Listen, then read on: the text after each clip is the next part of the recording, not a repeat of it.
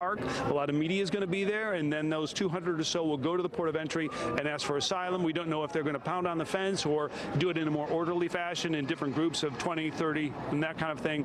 We're told that the port of entry can handle about 100 asylum claims per day. Back to you. All right, William Lajness with the very latest. Thank you so much. For more, Leland. All right, this has certainly become a hot-button political issue here in Washington. With that, we bring in Anna Quintana, Latin American Senior Policy Analyst at the Heritage Foundation. Good to see you. This brings up a lot of important questions. The biggest one is what William brought up, which is how does the U.S. government separate those who want a better life, want to come here for jobs, as people have been doing for centuries, versus those who are in places like El Salvador and Honduras with real fear of gangs and violence and kidnapping and everything else? Well, I mean, I think the main issue at hand here is the precedent that this would send if we were to allow a group to coercively, coerce U.S. Have we already sent that precedent, though? He's talking about 15,000 people have been let in the past year. What's another 300? Well, I mean, regardless of the number, even though this is a small drop in the bucket, we cannot set this precedent, right? I think if President Trump is going to do something... How does this, though, set a precedent versus all the other 15,000? Because it's regardless. I mean, regardless, even though it's a smaller amount, it's still a number that should not be allowed into this country. Under any condition. I think if they do meet the claims of credible fear, I think if they do meet the claims of qualifying for asylum, then sure. But if that's not the case, then they should not be allowed into the country. Are people let in who don't meet those criteria? I think that's up to for CPB to determine, right? The Customs and Border Protection and our Homeland Security officials, I mean, they determine who comes into this country. What precedent are you concerned about? Because you're saying that if they have credible fear, then they should be let in.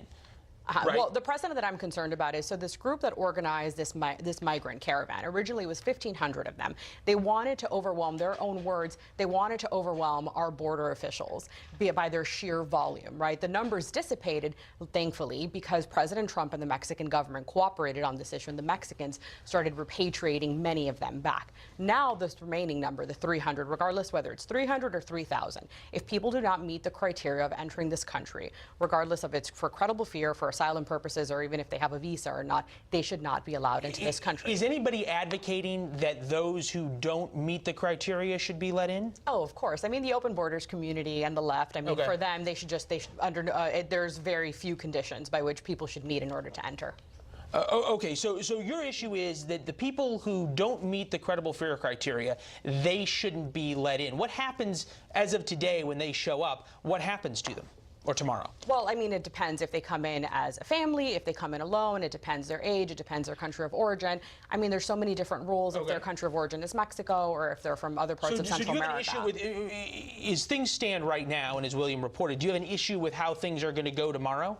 Well, I think it's my particular issue is with this group that came in and tried to coerce border officials. I mean, now they're in Mexico trying to receive legal advice as to whether they will, as to I mean, it was interesting. It was interesting what that woman said. We're being told what to say, and then she says, and what not to say. That's the problem. I mean, and that's a crime, right? You are being coached right now to lie to border officials and to prepare yourself ahead of time. I think rather what should have been done is from their home country, they could have gone to a U.S. embassy. They could have petitioned for asylum from there. But reasonable people can agree, though, that if you're in fear of being kidnapped by a gang and your kids are being beaten by gangs and forced to be drug mules, that going to the U.S. Embassy and applying and spending another 9 months in the hell that you live in, you could make the argument that anyone would try to flee to the border and come, as my relatives did, as I'm sure other relatives have as well.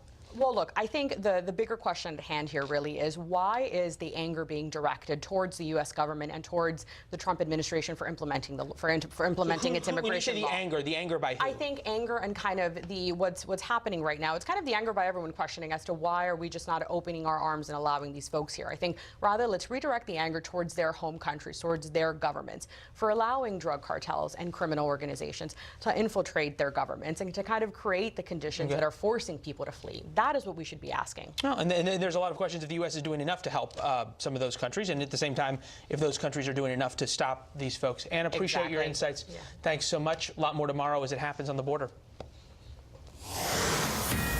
All right, well, coming up, we have some breaking news out of Maine and the massive effort to track down this